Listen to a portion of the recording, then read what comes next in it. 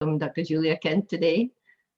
She has been a really valuable collaborator, colleague, and a good friend as well. I can say that with very good authority. She is one of the leading people in graduate education. Her insight is going to be very valuable. So just a brief intro. Dr. Kent is Vice President of Best Practices and Strategic Initiatives at the Council of Graduate Schools, CGS. Since 2008, her portfolio at CGS has included programs on a broad range of topics in graduate education, including PhD career pathways, diversity and inclusion, graduate admissions processes, international collaborations, research ethics and integrity, and the preparation of future faculty. Currently, Julia serves as the co-principal investigator for an initiative supported by the Alfred P. Sloan and the Andrew W. Mellon Foundations, supporting graduate student mental health and well-being, which seeks to create an evidence base to inform future policy and action in this area. Julia also serves as co-PI for a multi-phase project supported by the NSF and the Mellon Foundation, which is an understanding PhD career pathways for program improvement. Is brought together a coalition of 75 universities working together to collect and analyze data on PhD careers. The objective is to take this information to improve graduate student experiences and outcomes. When I was at Wayne State University 2 years ago, we were one of the first 15 to be part of this project. So I'm really glad this has grown to 75. Looking forward to that. Kent holds a PhD from Johns Hopkins University. And as I mentioned, she has some really good insights to provide with us. Thank you, Dr. Kent, and welcome to UTSA. Thank you so much, Dr. Mathur. It is really a pleasure to be joining you today for this conversation. And I know that this past week has been a really challenging one for your campus and your community. And I imagine that it is difficult to kind of hit the ground running again after the experience that you've gone through with the weather. But it's for that reason that I appreciate all the more that you are here and interested in joining this conversation today. So I am going to share my screen.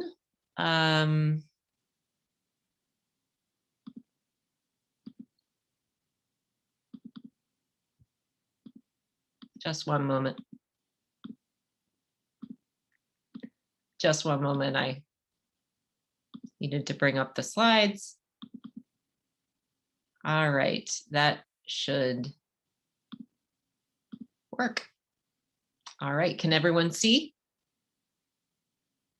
I think I'm going to assume yes. that you can. Yes. All right, so the title of my talk is After the Humanities PhD, Finding and Creating Meaningful Career Pathways. And in career pathways, I include not only academic careers, but careers outside of academia, in industry, the nonprofit sector, government, and beginning with the assumption that PhDs in the humanities can find really important high impact work in a variety of sectors. And in fact, Dr. Mathur and I were talking just before this talk started, and one of the things we were talking about was how important it is these days for humanists with advanced training, with PhDs, to be serving a variety of different workforce sectors. One of the things that I think that humanists bring is a truly interdisciplinary perspective on a lot of the problems that we're facing in our society today. And it would really be a waste if those talents and that training remain only within the academy. It's really important for humanists to also have an impact in other workforce sectors. And so I'll be talking a little bit more about that in the presentation. Sorry, there we go. So I'm going to begin with a few myths or assumptions about PhD careers that I hear a lot in talking to different people, students, faculty, even administrators. And I'd like to just examine those a little bit before I try to shed light on whether those assumptions and myths hold when we look at data and information about PhD careers, and specifically PhD careers in the humanities. So the thing that I think I hear the most is this phrase, which is, there are no jobs. There are no jobs for humanists. And it is very much the case that there is real scarcity when it comes to academic jobs for humanists. There are a whole variety of reasons for that scarcity, and we have even seen a decrease in the availability of academic jobs in recent years. But I think one thing that it's important to make very clear when we talk about jobs is that we're talking about academic jobs. Sometimes we can send the signal unwittingly, without intending, that there are truly no jobs of any kind for PhDs in the humanities. And I think that that is a very problematic and misleading thing to say. So if you can just insert a caret before jobs and write academic, and remember when you're talking about the job market or jobs in general, to say academic jobs, I think that that can go a really long way in changing the mindset about the employment prospects of PhD students and alumni. So that's sort of myth or assumption number one. Another thing that I hear a lot, and I put quotes around these two, is that only the best students get academic jobs. Now, there are a whole variety of reasons why I personally believe that this is a problematic assumption to make. One is that we know that some of the very best, most competitive students who have performed very well in their programs do not, in fact, get academic jobs, or at least not the first couple of years out on the academic job market. We also know that students of color, students from underrepresented communities in graduate education may face hurdles and challenges and bias in their efforts to attain an academic position. And so saying only the best students get academic jobs reinforces the idea that if you can only be the very best, then you will get an academic job. And that is, I think, a very problematic assumption to make. We also know that some of the very best students go on to do other important work in a variety of other sectors. But one of the problems I think that we are facing in universities is that we don't hear about those success stories very often, or at least we don't hear about those success stories as often as we hear about the prize student of our advisor who went on to get a job at a very prestigious university. So this is a second assumption that I hope that we can challenge and question. A third assumption or myth is that people who opt out of academia are not as committed or motivated enough. Sometimes I hear the assumption or the phrase that somebody has, and I'm going to put this in scare quotes, they're a sellout because they got in a job in industry, as though in academia, we do things that are lofty and important, and other jobs are just about making money. But I would also like to push back on that assumption, because there are really a very wide range of things that we can do in other sectors of the workforce that have a real impact on other people's lives and can really improve the lives of our families and our communities. And it's important to do our research so that we know more about what those jobs entail. Fourth on this list, and I think I should pause here and say that I'm not ascribing these positions to anyone in this virtual room. I'm sort of reporting on things that I have heard. So I'm not pointing fingers here, but I did want to set up some things that are out there that you may be hearing. So the fourth assumption is that if you leave academia, you'll have to do something unrelated to your passions or academic training. You will have to end up doing something that you'll have to end up starting over again. And so I'm going to share a slide or two in a moment that will try to shed light on that myth and see if there is really something to it. And then I accidentally, whoops. And then the final point here is that the first job you get post-PhD will be the job you have for the rest of your life. I think I have spoken to a lot of students who are considering taking a career in some other sector of the workforce, an industry or a nonprofit. And frequently I hear this sense that they feel like they are choosing something that they will have to stay with for a really, really long time. And my hypothesis is that that mindset may come from a view inside the academy where people often stay in jobs and institutions for a very long time. Somebody may take a job at an academic institution and very well may stay there for their whole life, not necessarily. But I think it's important to remember that the first job you get is just the first job you get, and it is not the end of the story.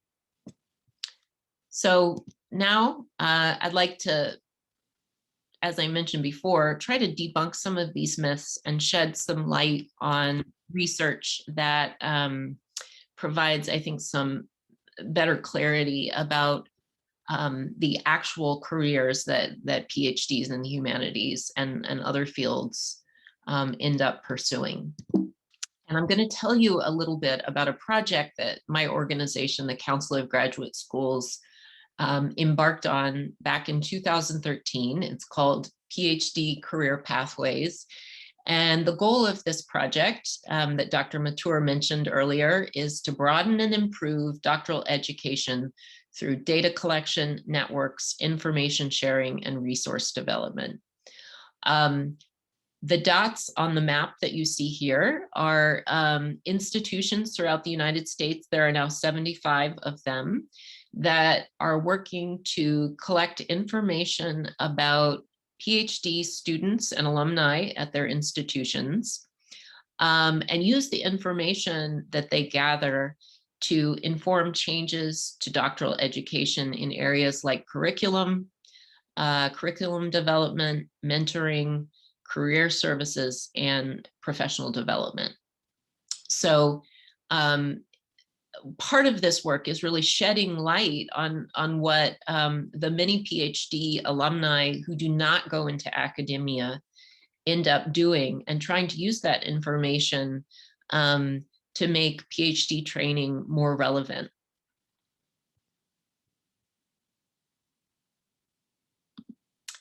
So before I dig into some of the things we've learned about this from this project, I'd like to tell you a little bit about the resources we've been developing so that I don't save this for my final slide and have to rush through it, because I think that this is one of the most important things that you may be able to take away from my presentation. On the CGS website, we have a number of resources that we have developed using data and information from the PhD career pathways. And We have collected data from our participating institutions I'm sorry, I should back up for a second. Our member institutions have collected data from PhD alumni who are 3, 8, and 15 years post-graduation, which tells us a lot about what PhDs end up doing, and looks beyond the sort of first job out of graduate training. And they've also collected information from current PhD students to understand better what their career aspirations are and what kinds of professional development they've been participating in. So you can see the titles of these reports. They're really brief. They're only about 3 or 4 pages, so it gives you really the headlines of what we've learned. The very first one we put out was called "How Well Did a Humanities PhD Prepare Them?" And I'm going to be sharing some data from that in a moment. But we also have a number of other resources in STEM and biological and life sciences. We have one focusing only on PhD alumni who are working at an institution of higher education. We have a data brief on job changes of PhD graduates and on PhD professional preparation. We also have a communications resource. This is listed in the left corner, bottom left corner of the screen, called Shaping New Narratives about PhD Careers.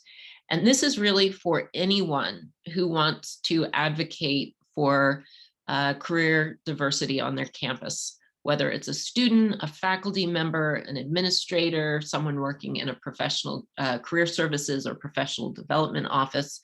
And it provides some strategies and some information to help change the way we think about PhD careers, as well as how we talk about PhD careers. And I'll share a little bit more about that in a moment.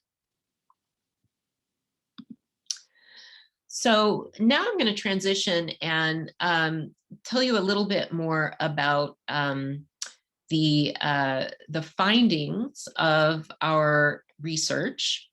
As I mentioned, we are collecting data from PhDs 3, 8, and 15 years post-PhD through a survey. And one of the pieces of good news that we heard early on in this project is that a significant majority of recent PhDs report a connection between their training and their current job. And this slide shows you with the blue bars, people who are in academic careers, and with the red bars, people who are in non-academic careers. And these are only for people who finished their PhD 3 years ago. So in the humanities, arts and humanities, which is the far left set of bars, 77% of people working in academia said that they felt extremely well prepared or very well prepared for their current job, whereas slightly more than half of those working in other sectors of employment said that they felt extremely well or very well prepared for their job. Now, if you compare this with some of the other fields, you'll see that there is a bigger gap in that answer for arts and humanities than there is for, say, biological scientists and other STEM fields. You see in like the health and medical sciences that there isn't much of a gap there. And that's a cause for some concern because we want humanists to feel as prepared for their jobs as people in other sectors. However, the news gets better over time. So if we compare humanists only 3, 8, and 15 years out, the perception that training and the current job are connected appears to increase over time. So whereas you saw this big gap at 3 years, it gets smaller at 8 years and even smaller. Well, the gap doesn't get smaller, but the sense of preparation being satisfactory, very well, or extremely well prepared gets higher at 15 years out. And in fact, it at 8 and 15 years out, that difference that you're seeing here and here becomes statistically insignificant.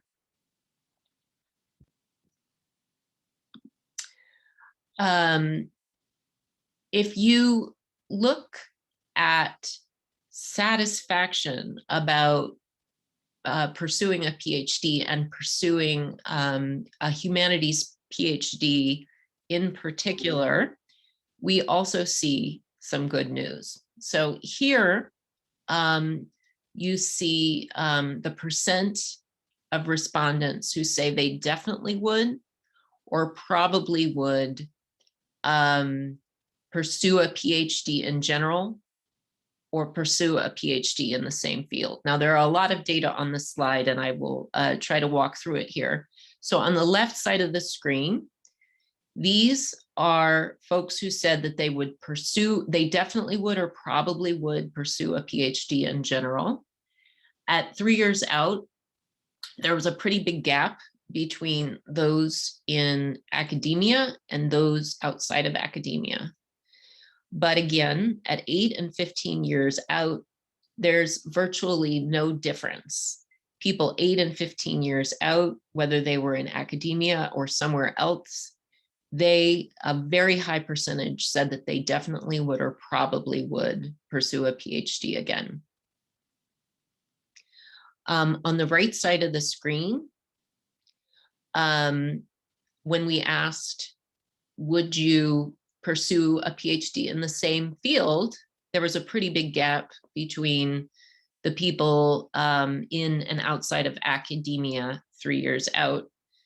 But at 8 and 15 years out, that gap gets much narrower. And in fact, it even looks like the people 8 years out who are in non-academic academic careers are even more confident than their academic peers of that decision. That may have something to do with the tenure clock. I think that people in academia 8 years out may be thinking, oh my gosh, what did I do? But nevertheless, there's a very small difference there, 8 and 15 years out. Now I'm going to talk a little bit about skills that are considered to be important for success. And this is looking at people across all broad fields of study. And there are some variations when we break this down by broad fields of study. But the important thing to note here is that people in academia and non-academia identify some skills as really important for success. So this figure shows the percentage of respondents who indicated which among these 16 skills and attributes are important or extremely important in their current jobs. And the skills that both academics and those outside of academia indicated were extremely important were the following. It's a bit hard to read here. They were leadership, integrity, dependability, adaptability, also called flexibility, innovation, and analytical thinking. So these were important no matter where you worked. And again, there's some variation in depending on which field of study you were in, but this was the view for everyone. And these skills were considered to be the most important. If we focus in on people just working in institutions of higher education, we see that PhD holders at colleges and universities feel well prepared by their, I'm sorry, excuse me, there's a problem with my, there we go. There was something over my text, but less so than those who have teaching as their primary responsibility. So this is responses to the survey item. How well did your PhD prepare you for your current job by job sector? And the top 5 bars show the responses of people working at different types of universities: research universities, masters, regional universities, liberal arts college, community or 2-year college, or a college or university system. And you see the color coding there corresponds to their responses. Blue is poorly, red is fairly well, green is well, purple is very well, and light blue is extremely well. And if you look at the bottom 2 bars, you can see that for those who had teaching as a secondary responsibility, so the people who are working really at research intensive universities where the research expectation is very high, these were the folks who tended to feel more well prepared, who said they felt extremely well or very well prepared, those purple and light blue lines, more so than those who said that who were in institutions where teaching is primary. So what do we make of that? People who are working at institutions where teaching is really important are telling us that they needed more preparation for these jobs. We can sort of we can go one step further and say something that is commonly said about PhD training, which is that it focuses too much on research and not enough on preparation for teaching. And I think what is important about this slide is that it helps us understand that under preparation doesn't just apply to people working outside of academia. It can also apply to people working inside of academia. And this can lead us to reflect on the kinds of training we provide for PhDs and think more about what kinds of things we can do to better prepare graduate students for work and teaching at all kinds of universities, including community or 2-year colleges. One of the reasons why we think that's extremely important at CGS is that community colleges are an important pathway for many first generation and underrepresented students to college and graduate school. And PhDs can play a really important role in those institutions in teaching and preparing students. But if we're going to prepare students to do that, then we need to also prepare them to teach. So I am moving to the last section of my presentation before I take some questions. And I really want to just focus on how do I prepare for a meaningful career post-PhD with the knowledge that people do get meaningful jobs, they do get good jobs, and many of them feel have positive feelings about having pursued a PhD. I'd like to point you to some of the work that CGS has done in this area. My colleague Maureen McCarthy has prepared these reports on Humanities PhD professional development, which are on the CGS website and are a really good resource. And if you'd like me to follow up, I can send you direct links to this work so that it's easier to distribute. One of the things that I think both faculty and students can do, and this comes from these reports, is make sure that they use inclusive language for talking about humanities PhD careers. This is important for faculty and administration, but it's also important for students in helping them to self-advocate when they're talking about their careers, and helping faculty understand that they have a positive and motivated a sense of purpose when they're thinking about their future careers, wherever those may be. And so this is just a chart for thinking about how you could replace some of the common concepts and language in talking about the careers of humanists with other kinds of careers. So instead of talking about the profession, you could talk about professional careers, humanity careers, or academia as one possibility among many. We talked about that. The job market, that's another singular that could very easily become plural to talk about job markets. And again, using that, that carrot to put in academic, so it doesn't sound like you're talking about the whole world when you're talking about just one piece of it.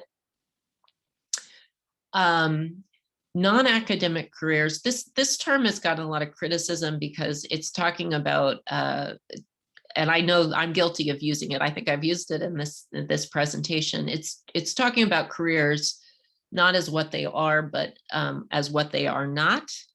So I try to avoid it when I can, but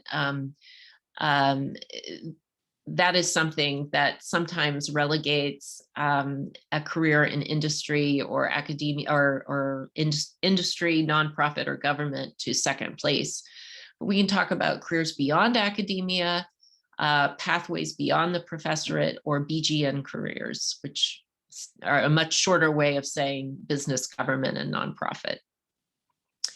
And so I won't get into all of these, but I just wanted to call your attention to this chart. You can find it in our communications resource as well as in the two documents I showed you on the last slide. And there's just one last thing I wanted to really reinforce. We often talk about PhDs as produced or job placement. I think one of the problems with those terms is that they make the student passive, as though we're going to take somebody and place them in a job, rather than the student themselves exploring the career that is right for them, and with the support of their mentor and advisor, pursuing a job that's best for them. It's important for students to have agency and to have a sense that they are in charge of their careers and taking responsibility for it. But of course, everybody needs help, and advisors have an important role to play. So this is another piece of advice that our president, Suzanne Ortega, and I too like to share, which is avoid language that suggests that there are only two choices in life, academia or some other route. One of the things that we learned from our analysis of data about career changes is that people actually move back and forth between sectors much more than we thought. It's definitely the case that it's difficult to leave the tenure track search and do something else and come back to it. I mean, I'm not going to pretend that you can go pursue a career in something else for 10 years and then start applying for tenure track jobs again. But we did see a lot of people moving between university positions and industry positions. I have a colleague, in fact, who worked with me for 6 years in the nonprofit sector after getting her PhD and is now back in a university administration job. So it's really important when you talk about careers, to stop talking about the fork in the road and thinking more like a subway map, where you can get on and off at different points, because a lifetime is very long, we hope, and there are many different points of decision making and choice and options. And I think that students get very stressed out when they think that they are on the threshold of making a decision that they'll live with for the rest of their lives. So just a little advice about positioning yourself well. I'm going to wrap up in the next 3 or 4 minutes. First, really do your research about your careers.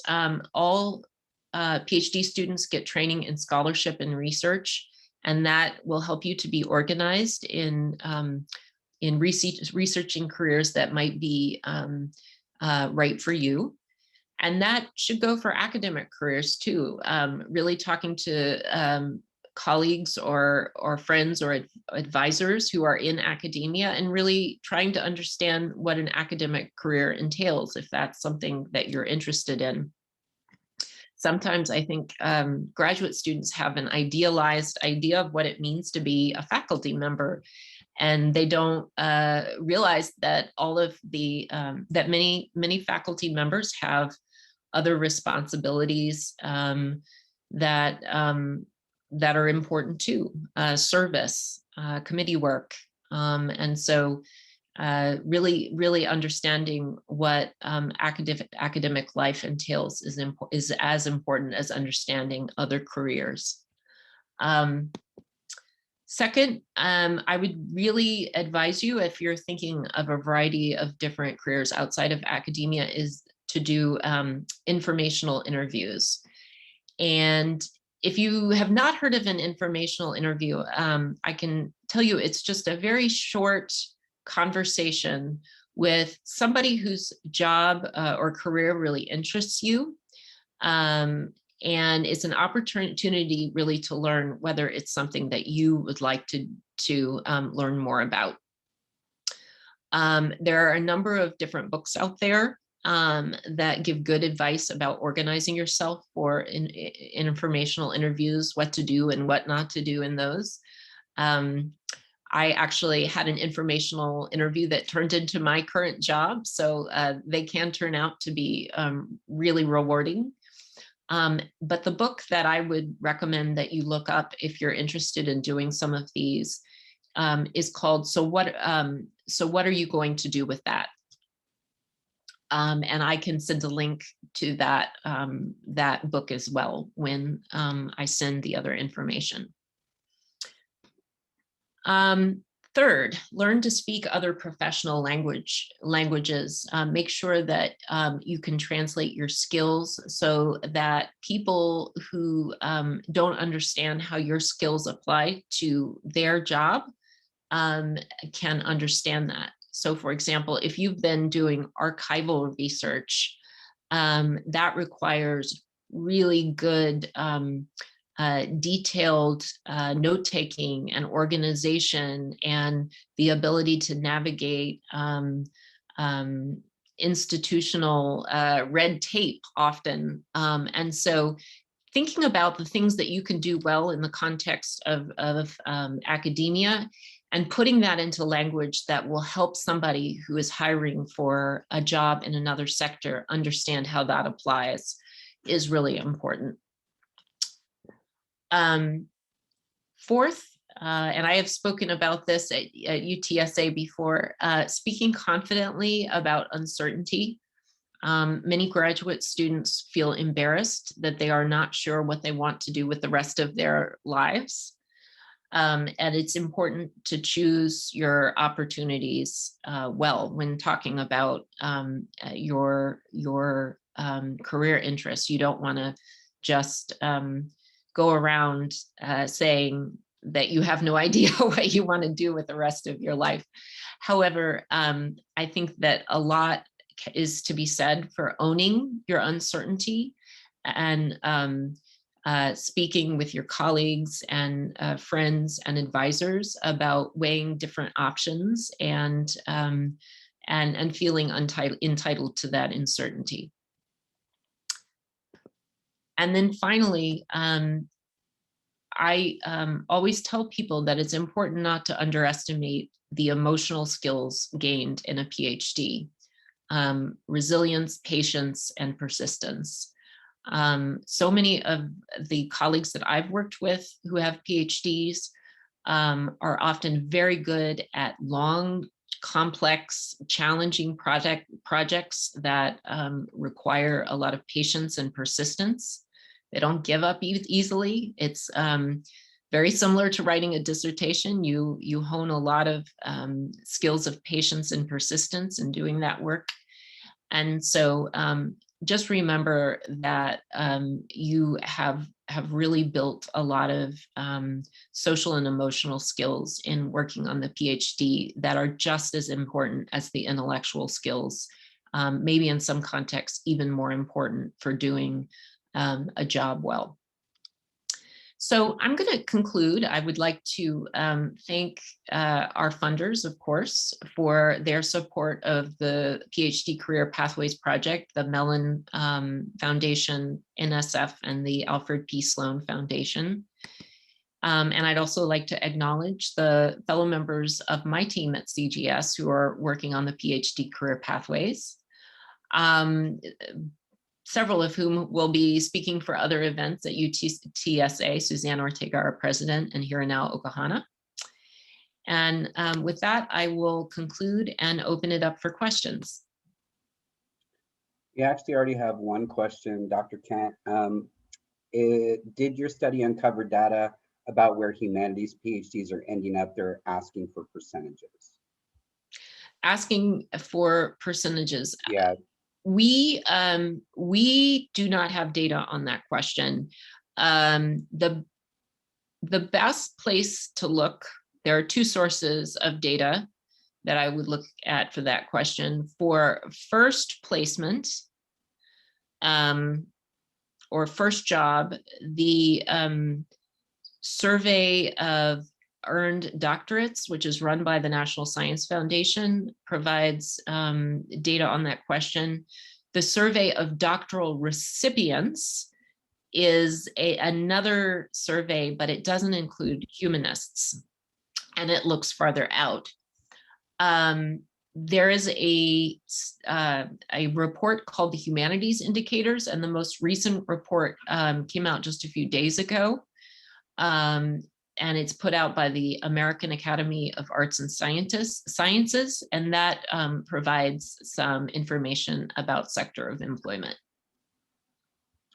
The next question is, have you seen models of best practices at universities that help transition PhDs into careers outside academia?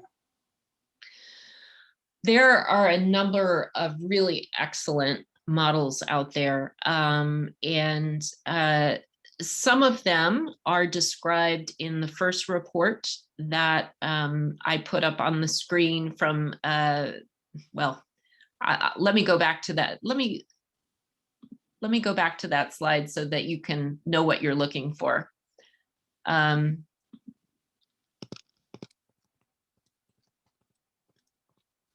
So promising practices in humanities PhD professional development, the first report here, is a summary of projects that were funded by the National Endowment for the Humanities for a project called Next Generation Humanities PhD.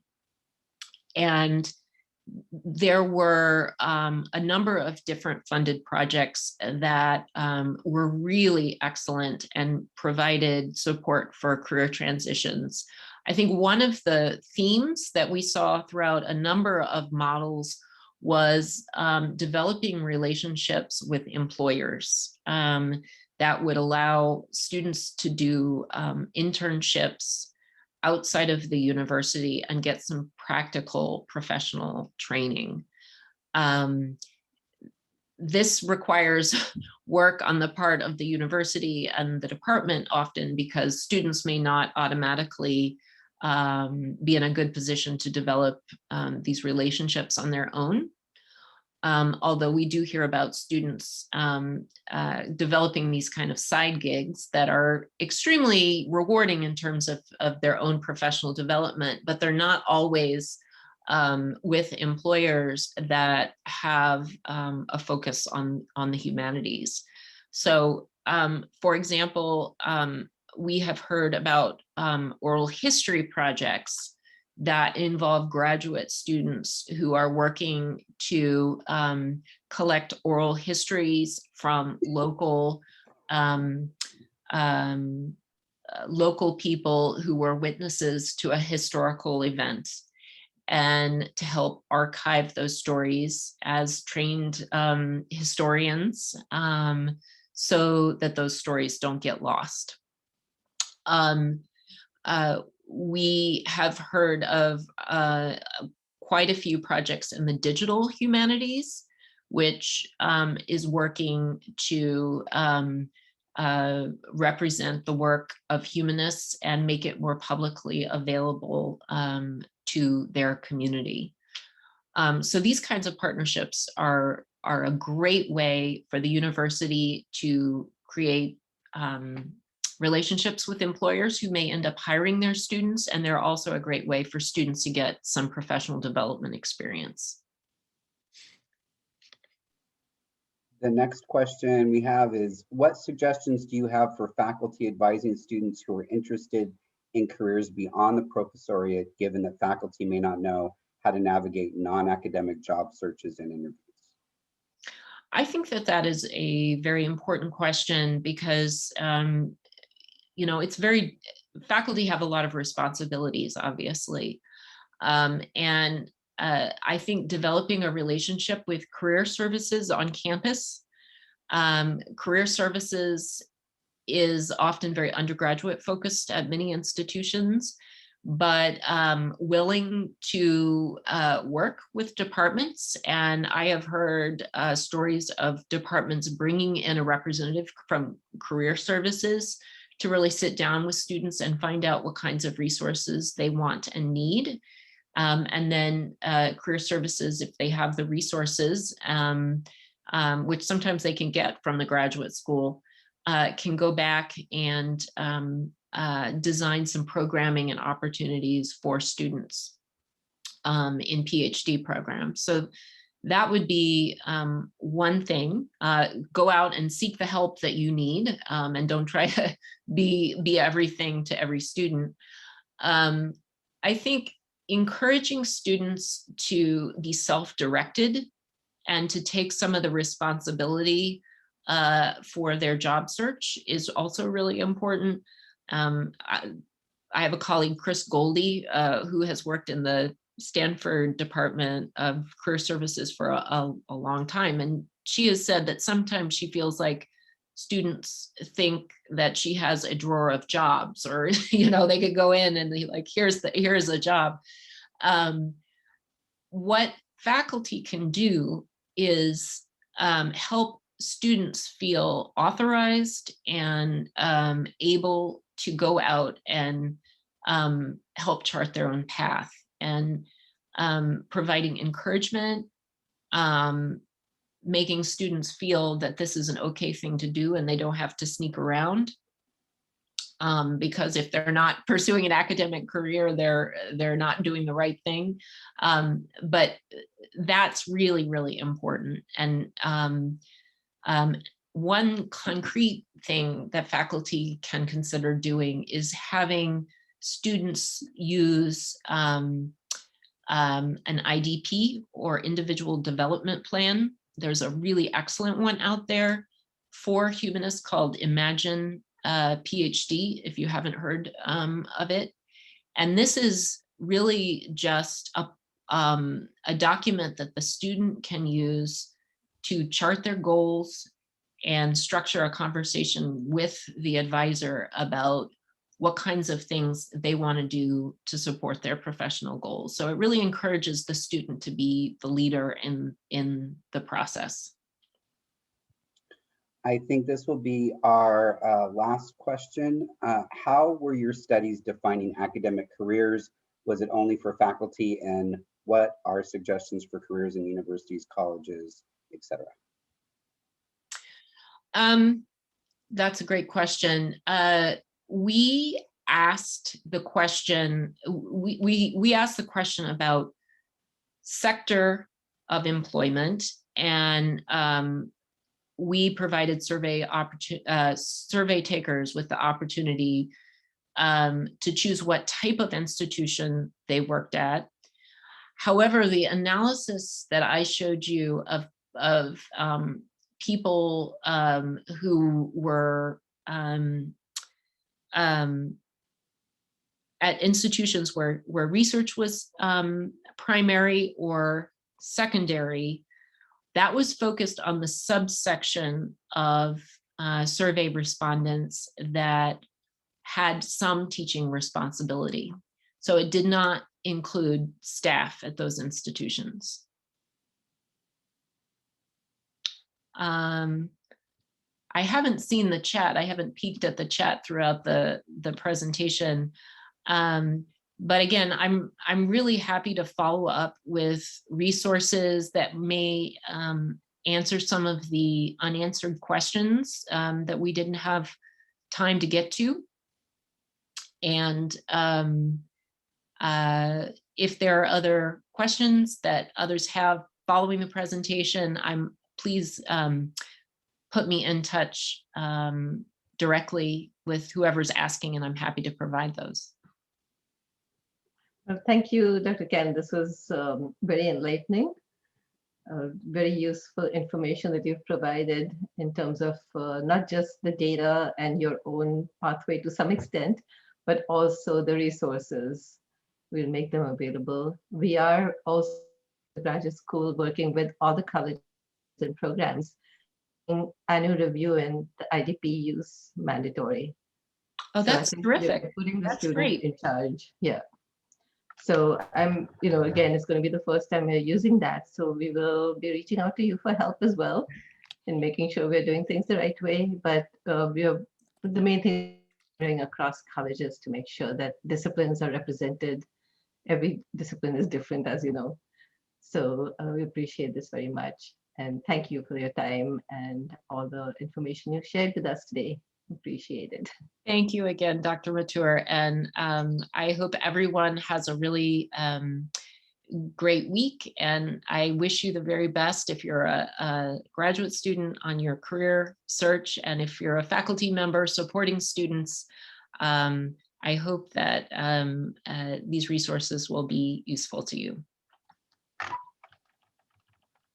Thank you and take care. Bye-bye. Thank you. You too. Bye-bye. Thank you for everybody who attended as well.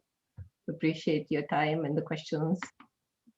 Goodbye. Bye-bye. Bye.